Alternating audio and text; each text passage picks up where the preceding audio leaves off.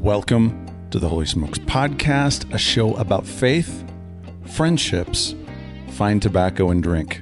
And today, we're going to be talking about family in terms of couples with an occasional segment / recurring theme that we're going to do once in a while called The Couple That Smokes Together Stays Together. I am here with Etienne and Megan Hardre, hosts in Colorado Springs very regularly, owners of Locals Barbershop and Salon. Megan and Etienne, first question off the bat is always, what you smoking? Thanks, Steve. I am smoking today a Fuente Opus X. It's a great stick. Not as heavy as you would think, but very flavorful. Nice dark wrapper on this thing. It's delicious. Nice. Meg. I have a nub, and it's the Connecticut, because it's early here in the morning. And it's light. It's great. It's kind of a go-to. A lot of folks say that it's about a 30-minute smoke. Honestly, I feel like it takes me a little bit longer, maybe because I talk a lot while I'm smoking, but about 45 minutes or so, maybe an hour, if I'm lucky. Great, solid, consistent smoke. And I have a Cohiba, Nicaragua, that I got as part of a package off of Cigar Bid, and so I'm enjoying this one. All right, so when I threw into the secret Facebook group the idea of the podcast, I threw out there specifically to a few couples that I knew that smoked together. Mm-hmm. This idea of this recurring segment / show type / theme of the couple that smokes together stays together. And Megan, you had chimed in there, oh my gosh, Holy Smokes saved our marriage. Yeah, absolutely. Unpack that a little bit more. Tell the story of how you two met and and really your journey. Yeah. Well, I don't know if we want to take that long, but yeah, we've got the time. We've been together about 20 years, married for 16 and change. We have 4 boys now. But it wasn't always that we had a lot of community. And I think we started off our marriage on just a rocky foot. You know, we argued and fought quite a bit. In a Christian community, I think when you have good community, you can build each other up and be there and be intentional. And I would say, gosh, for the first 10 years, we didn't have that. And why was that? That's a great question. I don't know. Did we know what to look for? Were you raised in a Christian home? Did you have that modeled growing up? I was not raised in a Christian home, and he was, but, I don't know if we knew what to look for. And I think that's half the battle, is knowing who you want in your life too. Yeah. And so really, when we moved to Colorado Springs, we knew we needed community because we were moving to a community that we didn't know anyone really. And how far along in your marriage were you guys when you guys moved to this area? It was 12 years ago. So, so you guys have been married about 4 years then at that point? That's about right, yeah. Yeah. So it was still rocky. Our oldest son was just, 6 months old, and it was just still a rocky time in our marriage. And so at that point, we started praying for community in our life, just solid friendships. We knew we needed solid friendships and really men to show up in Etienne's life that would not necessarily be fatherly figures, but people that would hold him accountable and just be intentional in his life. Having a father figure, whether they're present or not, is important, but really to say that as friends and community that are intentional is life-changing. We didn't really know that though then. We just knew we needed to start praying for community.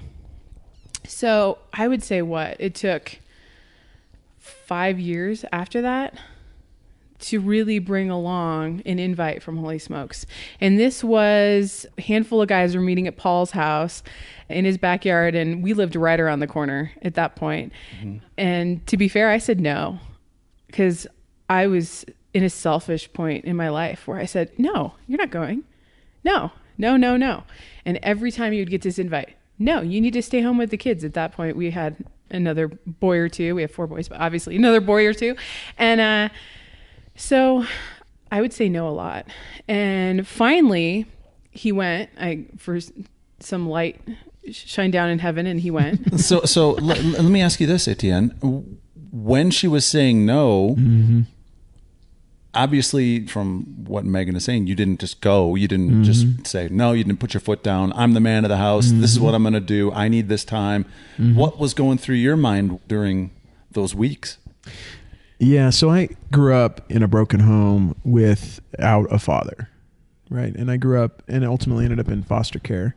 And I actually had a really good foster father, but there was a lot of chaos and a lot of brokenness around fatherhood and men in general. But that meant that as I began the process of being a husband and then the process of being a father myself, I did it largely without any leadership, without any example. And if God himself had not stepped in, I would have been very, very lost and very broken. But praise God that he does step in and fill those gaps.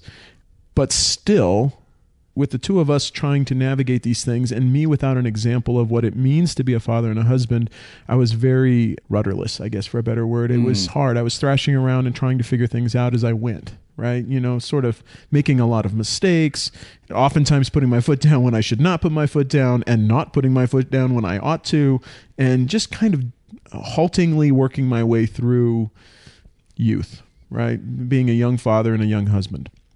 And we searched for mentors. We searched for men. We prayed heavily. The two of us both did in our better moments for guidance, for mentors, but for both of us, men and women that we could respect and look up to. And when I got connected to the guys who had invited me to Holy Smokes, we had no context.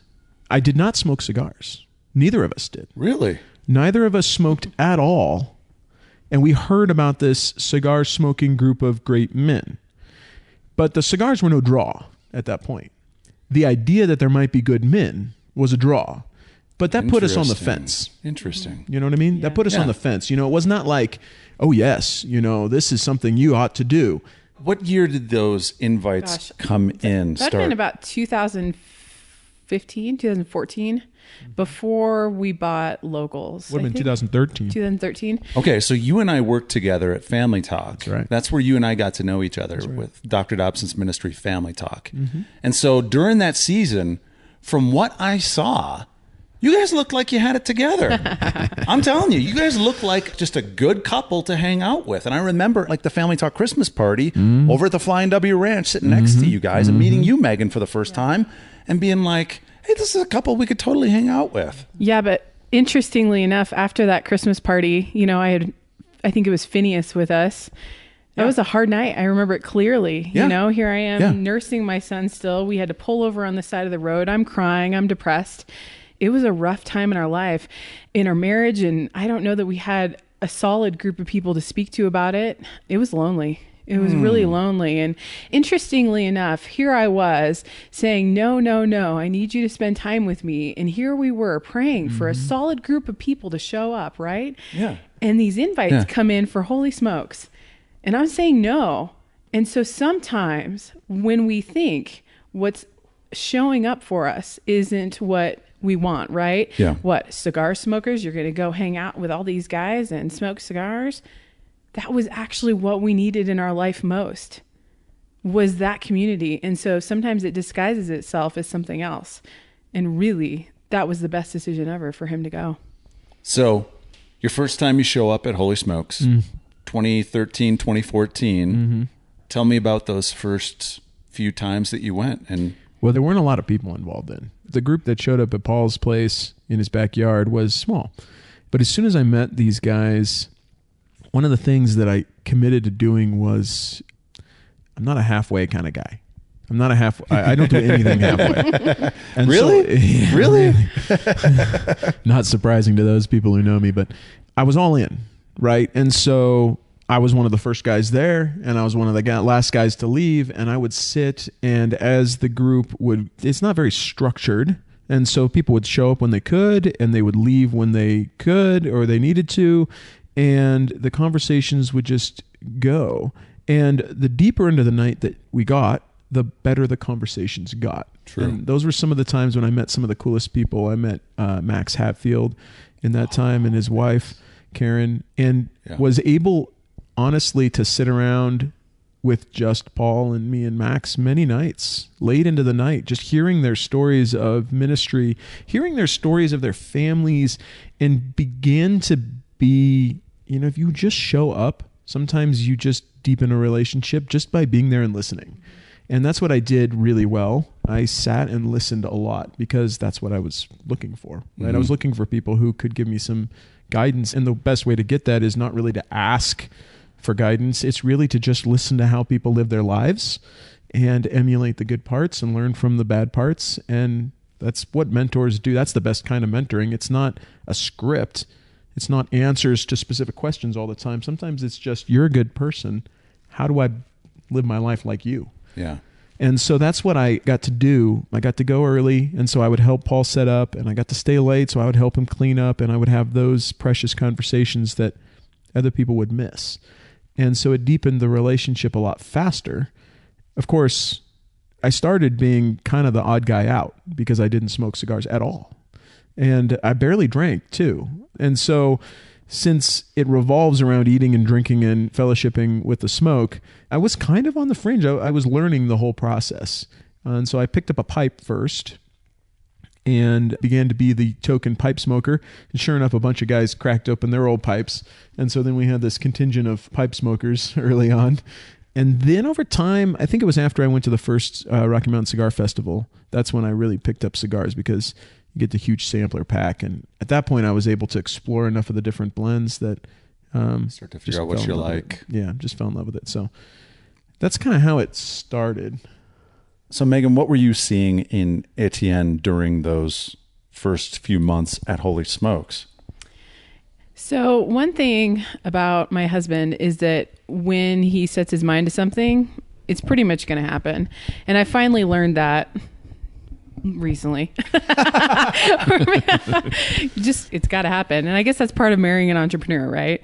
And so what I saw was he was willing to put his foot down for this. And I think if he would have wavered more, I think I would have, being the strong personality that I am, tried to convince him to help with the chaos at home or, whatever it is, which I get it. It's hard at the end of the day when you've been with kids all day long. I get it. It's easy as a wife to say, hey, I need you to stay longer. But I was seeing him grow. I was seeing him excited about these relationships.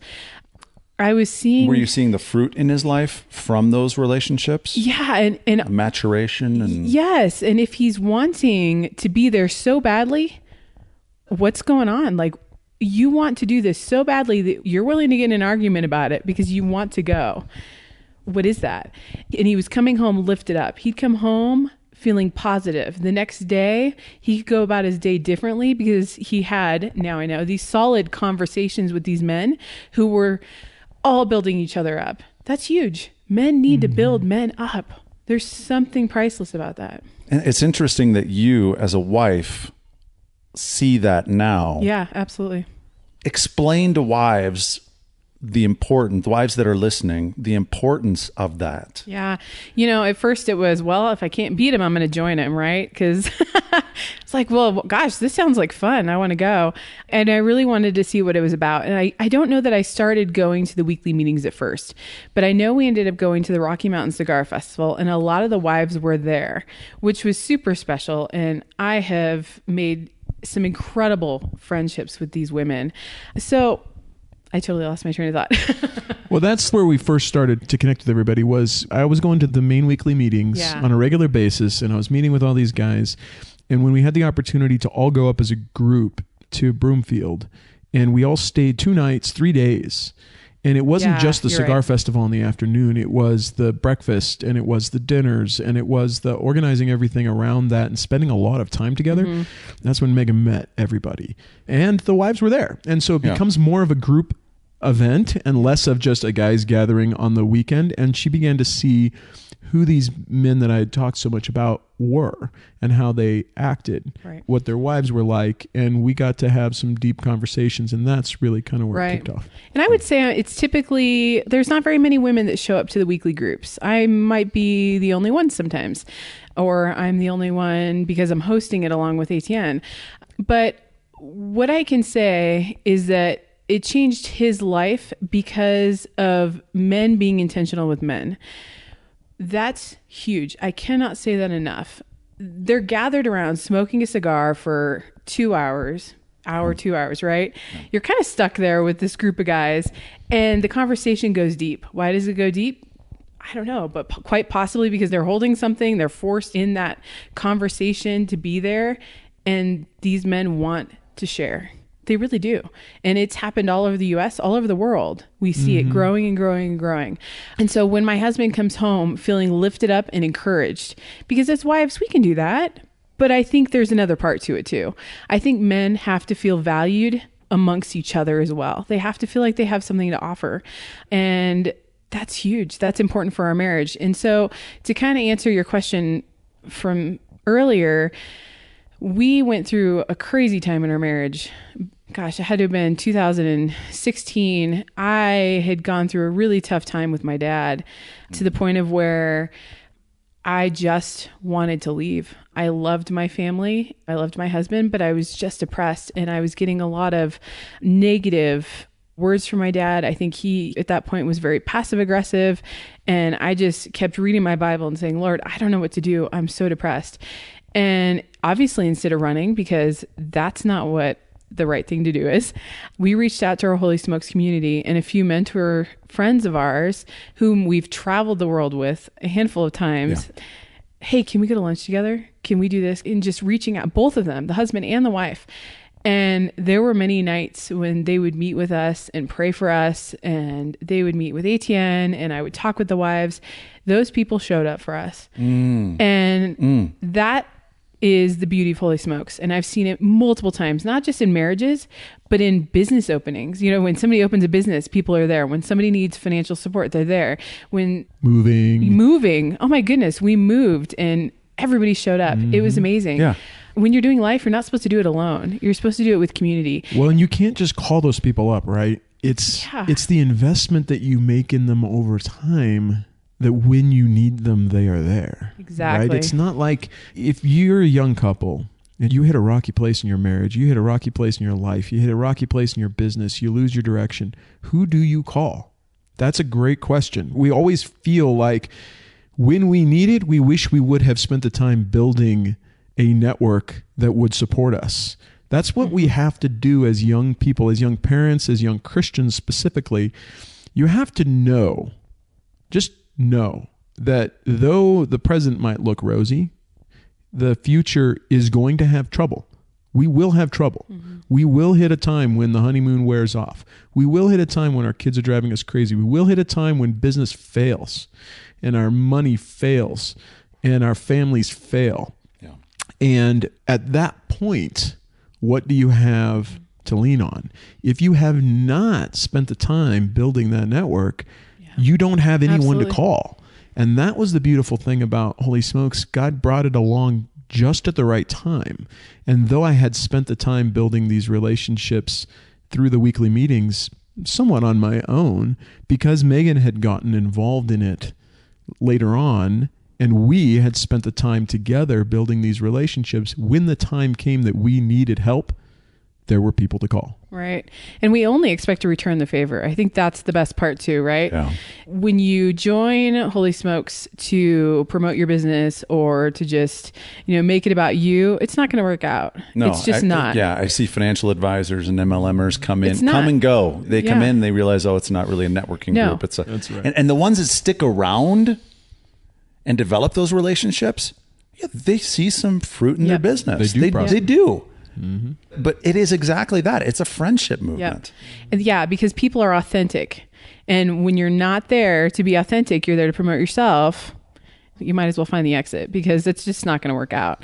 And so that's been a blessing too, is for us to give back, through hosting, through having people from other stay at our house, because we have the space, and it's just been a gift, That's the real gift, is to develop these friendships. And so, if I can just encourage any wives out there to really spend time investigating this and really figuring out, does this work for your time in your marriage? I mean, not everybody has time for it, to spend the time weekly, and that's okay. But I found I wasted a lot of time saying no when really that's what God was delivering right there, was an answer to prayer when it was needed most. And so investigate it. If he wants to go hang out with these cigar guys, you won't be sorry. You won't be sorry, and join him. And it started, it started with every man needs to have his questions answered by other men, right? Every man needs to know that he has what it takes. Every man needs to know that he's loved. Every man needs to know that he's respected. These are true of all men, right? And in this community, that's what I found. And because I found the answers to those questions, it allowed me to be a better husband, a better father, a better man in my family, in my business, in everything else that I tried to do. My wife then saw that fruit and joined me in helping me to get those questions answered for myself. And then later on, in us doing it together, in us seeking those answers together, and in us giving those answers to other people.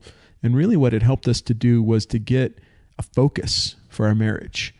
Now it's something that we can do together. You know, the cigars alone became an opportunity for us to connect with one another. And the Holy Smokes gatherings and the community that spun off from that have spawned friendships and opportunities for us to do good work together. It's no longer about what I do or what she does, but we minister to people together. We enjoy friendships together. We travel with people together. We talk about what's happening in the group together, and we know all these people, and that draws us closer together in our relationship. That's a good because point. It's a common focus. It's a common work. You know, many men especially have their work, and then their wives are just stuck at home with the kids, you know, in a support role. But the reality is, what this has become for us is it's a common work. We both do it together. And that, I think, is precious. Well, going back to when you guys started to incorporate some of the other couples and seek out counseling and seek them out for friendship, I would see on Facebook, you guys post on a Friday night, you're out with Paul and Mary. Yep. You're out with Steve and Nellie. You're out with Max and Karen. And for me, seeing that, I was like, so my wife and I, we started doing regular date nights probably about a year ago. Yes. And we started just because I finally just put my foot down. It's like, I need time with just you again. And so we started doing that. And one of the things we started doing is once a month, we'll incorporate another couple and we'll invite them. And now I'm starting to kind of look through Holy Smokes and be like, okay, who are the couples I really want to get to know? Like, I'm going to reach out to Steve and Nellie, and I'm going to say, hey, come on, let's go out. That's right. In part because Steve's a client, and I help produce the Exploration Films podcast. By the way, go to Apple Podcasts and find Exploration Films podcast. Steve is just an amazing, amazing dude. Nellie's fantastic. Yep. Priceless people. And so seeing that example has opened up an additional channel for my wife and I to kind of do the same thing. Yeah. Yep. And we're entrepreneurs. I own a business. We own businesses together. This is an ongoing thing. And I think that's also an important key is when you're constantly working, and we homeschool part-time, it's busy. Life is busy, but you hit the nail on the head when you said you made date nights intentional. And whether that's around cigars or not, how are you being intentional in your marriage? Making date nights key and important and intentional. Yeah. Huge. That also changed our marriage. Now, ours surround cigars because on a Friday night, we're usually at, we're I'll see posts down at Cobalt Club or hey, Rendezvous. all those. Yeah. That's been huge. And we meet a lot of people out in the community too. And interest in cigars, they're growing in popularity even more so now. And so it's getting people excited about it. And I think it's cool that other couples are starting to smoke together as well. Well, and my favorite part about it is that whenever you go into a cigar club and you bring your wife with you and she uncorks a cigar and she lights up, every man in the room, his head swivels and his eyes are fixed, and he eventually comes over and says, "You're a lucky guy." Because it's sometimes cigars divide men. And in fact, it was early on in Holy Smokes almost a saying that two things don't happen in the same day. Cigar smoking, and I'll leave the rest to your imagination. Bada bing. Exactly. Because many men smoked cigars not at the blessing of their wife, not with their wife, but quite against her will. And she, just relaying some of the stories I've had a chance to talk to other men about, she sort of endured this vice of her husband, this thing that he needed to go and do because it was his hobby, it was his vice, it was his way to get away. It's kind of like a guy going and watching football in the man cave, right? Okay, well, I hate watching football, but I guess he can have his one time of the week where he can go do his thing, right? That seemed to be very divisive between husband and wife. And what we have built is quite the opposite. And most men that I have seen are jealous of that. And I mean that not in a negative way. I mean that they are jealous for the time that I get to spend with my wife enjoying something that we both enjoy together. And he is sitting there alone without his wife, kind of dreading the time when he's going to have to go home and strip his clothes in the garage and sneak in the back door. Can I add something on that too that's a little bit important? I think, these brothers that I smoke with a lot, if I can just encourage the ladies, these men are incredible men that you were married to. And I just want to say, when you're asking them to come home, strip down in the garage, put their clothes in the washer, take a shower before they get into bed. I mean, I get it, but the shaming, that's sad. And it's a little bit heartbreaking because you know what? They love you. They love you. But the fact that what they're doing and they're enjoying that and time with their other brothers out there, and then they have to come home and do all these things simply to go lay next to you. It's sad. And so I just encourage you to maybe not have them do that and figure out a different way to come about that, because it's slightly heartbreaking to hear that they have to go through all of those steps late at night coming in just to be welcomed at home. Well, it didn't take long for Elizabeth to move from that, stripping, showering, brushing my teeth a couple times, 3 times sometimes, to just being okay with me just coming home. And it came out of understanding, just seeing the fruit in my life. Yep. And she would eventually get to the point where, because of her health issues, she still doesn't like to be around the cigar smoke because it aggravates her lung and heart issues. But yeah, that's a little different. But at the same time, she sees the fruit of what this time means and what these conversations do and the kind of husband that I am when I get home. Absolutely. And the kind of husband I am in the days following. It's to the point where she will actually kick me out of the house if I haven't been there in a while and be like, you need some guy time. Shut the computer down. This can wait for tomorrow. Aww, go to Holy Smokes. She's amazing. She's amazing. Yes. Yeah. That's great. So Megan, you mentioned multiple businesses. You guys are entrepreneurs. Yep. You have Locals Barbershop and Salon here in Colorado Springs. By the way, if you are ever in Colorado Springs or you live in the area, go to Locals. It's an amazing place. Talk a little bit about Locals and then talk about your photography business and whatever else you guys have going on. Yeah. So obviously Locals, and that's a whole nother story in itself that Etienne can share, but I have done wedding and family photography for about 15 years and that's been great. And also Etienne kind of put together this cigar chic pink humidor on the side. That's kind of a fun story. When I started smoking cigars, I would always steal his, and not much has changed. I tried to snag one this morning, a Padron 1964, and it was gone for some reason. I really wanted to smoke that cigar. I enjoyed it. But anyways, I kept stealing them out of his humidor. And so I said, hey, for Christmas, could you please buy me a pink humidor? I think that would be great. And I needed that because I'm criminally bad at buying my wife presents. It was a little pro tip. So I said, hey, could you do this? This would be great. I would just love one because, I mean, the black ones are great, orange, but there's not much else out there.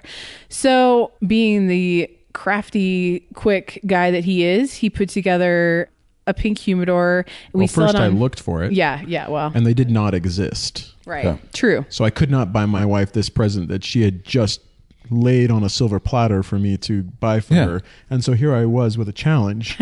I know what she wants, but I can't get it for her. And wanting her to get more involved in the community of cigar smoking and in this community we were developing, it's important to support that, right? It's important to buy each other little gifts. It's important to get the right tools for it all. So I called China and said, hey, can you guys make a pink one? And they said, sure. And so because I don't do anything halfway, unfortunately, I said, can you send me 1,000 of them? And I think I'm hearing a theme. and so we did, and we started selling them on Amazon. She got the first one that came off the boat, and that's how we started that business. So they can go to Amazon and look for what? Chic Cigar is the name of it. It's the only pink cigar humidor. How do you spell chic? CHIC. CHIC.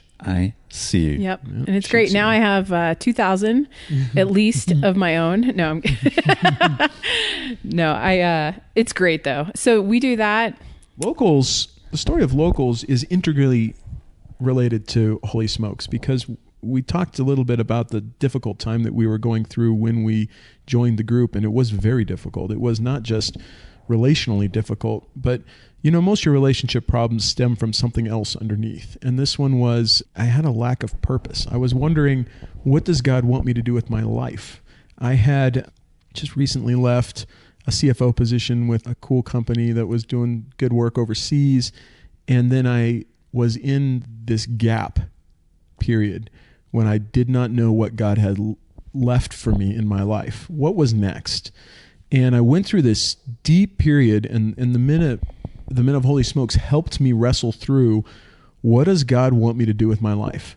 And that was super important for me. I cannot possibly describe how impactful these men were in my life, because as a young man, and oftentimes at Holy Smokes, I was the youngest by a long shot. Almost all of these men were older. Almost all of them were established or at the end or beyond their careers or in second careers.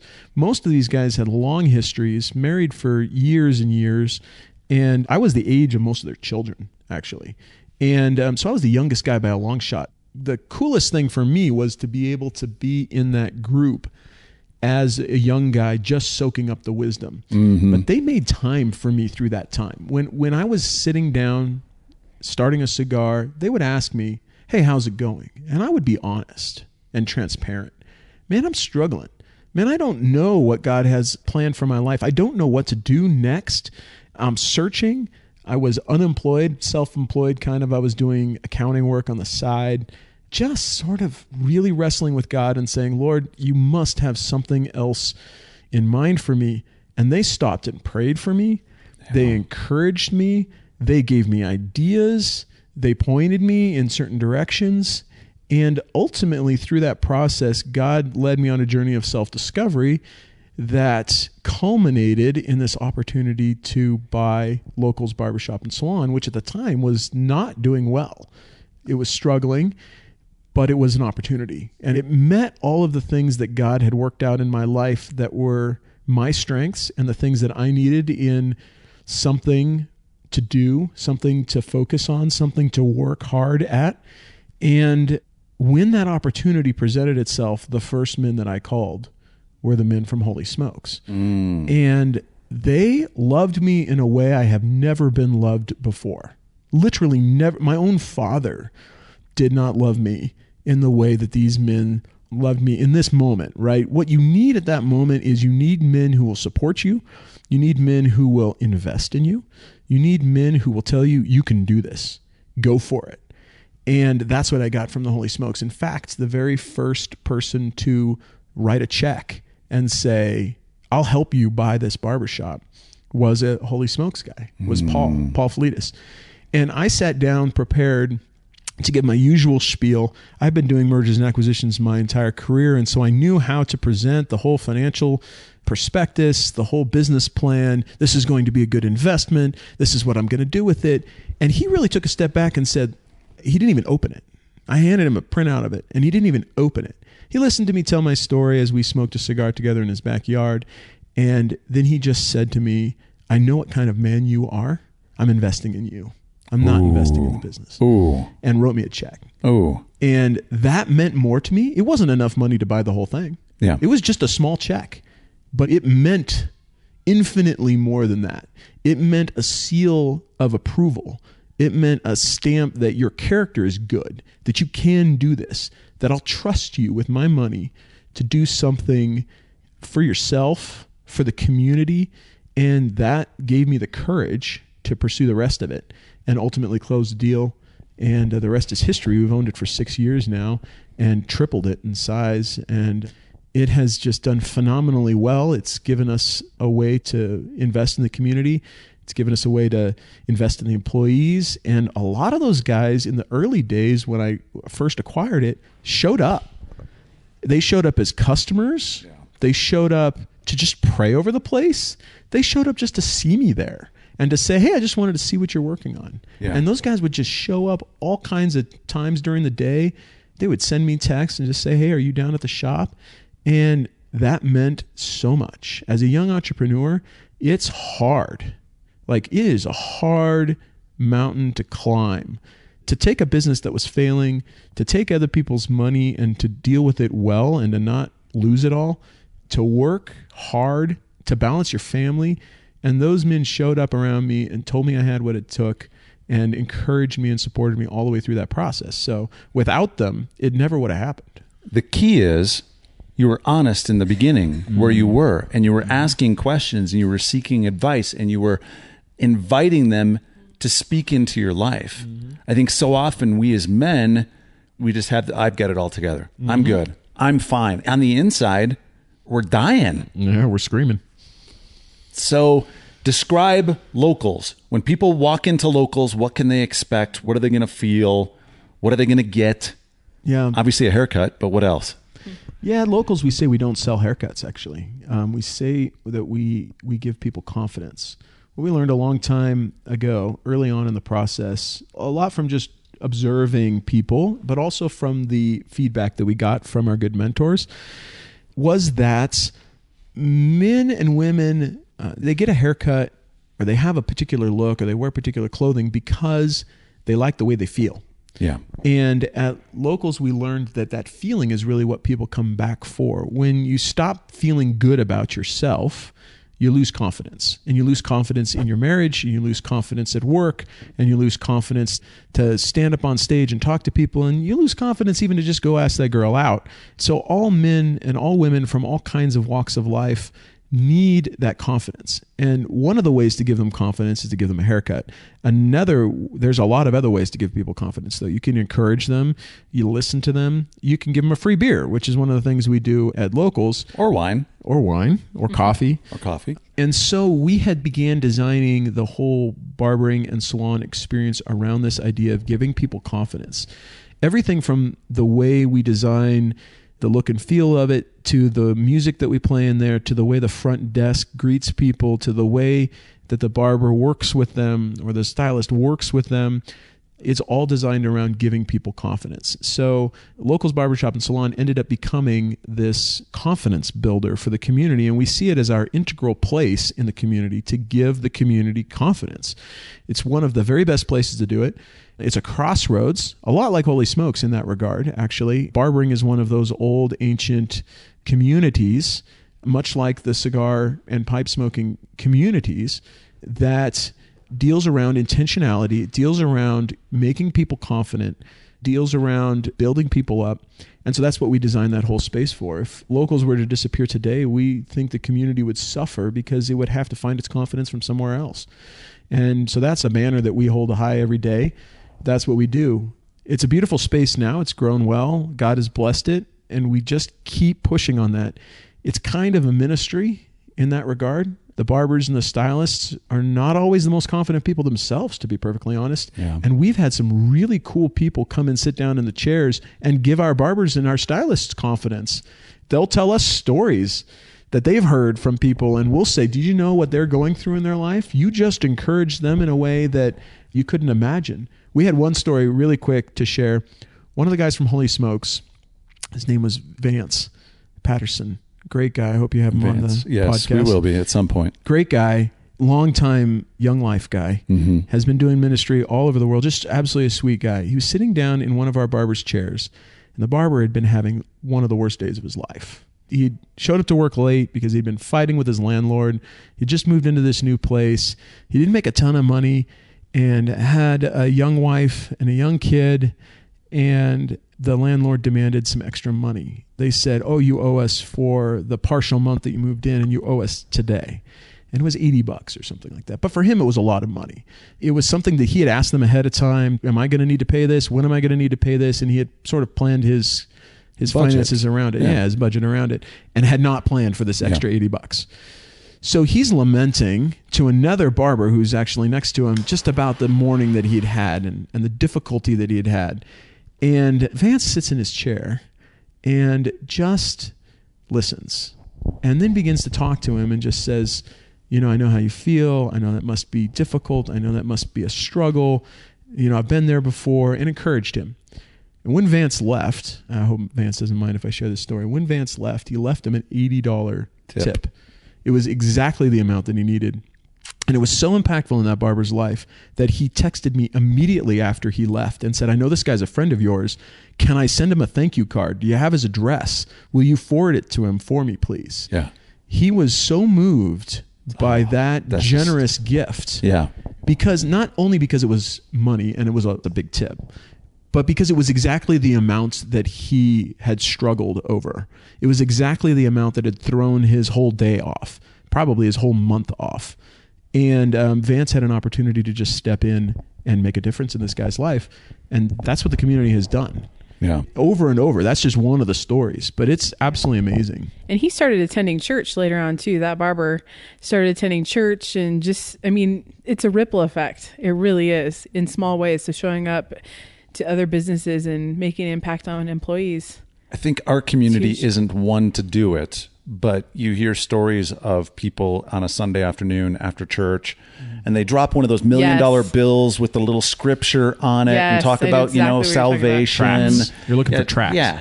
And so, but he didn't do that. He didn't write a little platitude saying, hey, God's going to... I'll pray for you. Good luck. I'll pray for you. Good luck.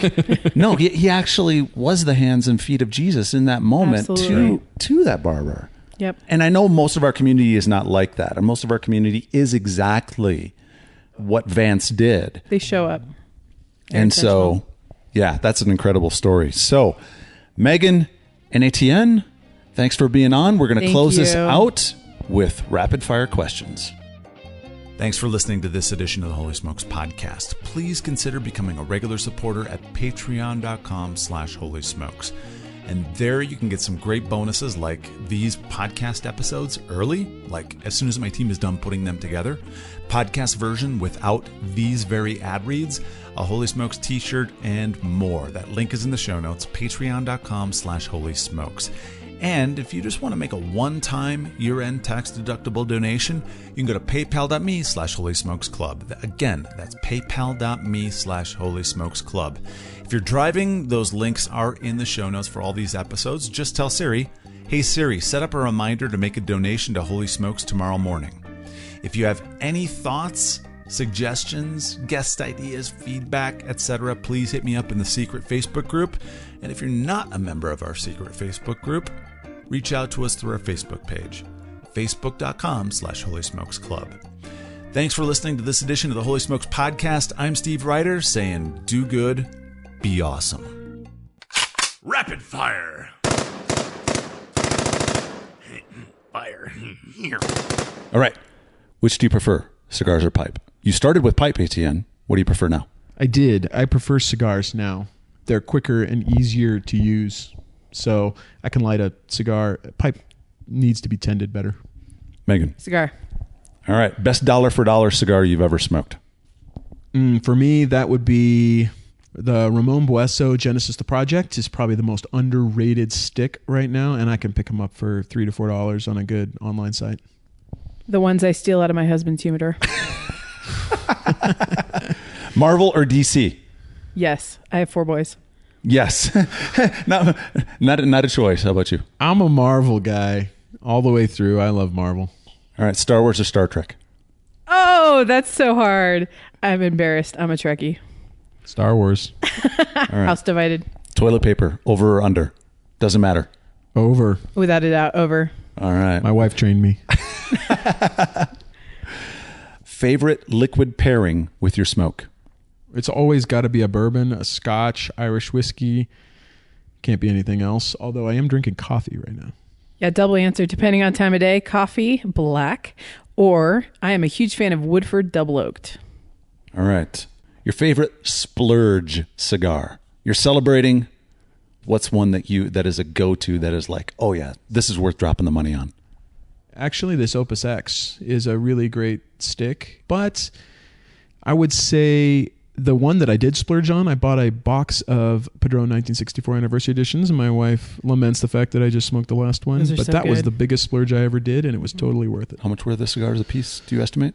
Well, let's see. It was a box of 22 or 24, I can't remember, and it was just under $200. Okay. So I actually got a really good deal on it on an auction, but yeah, they're probably $14 sticks, $15 sticks. Yeah, those are phenomenal. I like my father. The line is phenomenal. But Cool. I like to steal his Padron 1964s a lot. Make it an Etienne. Thanks for being on the Holy Smokes podcast. Thank you. Thanks, Steve.